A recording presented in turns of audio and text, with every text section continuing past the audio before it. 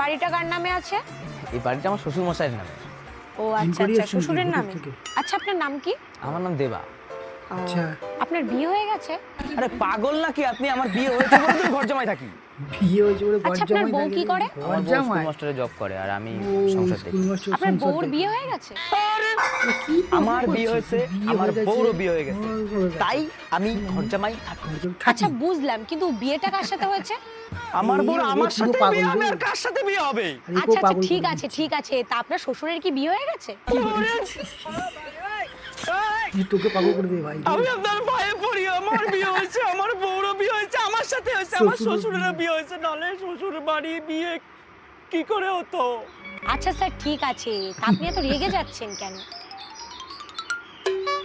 আরে ও ম্যাডাম, বলে তো যান যে সার্ভেটা কিসের জন্য করলেন?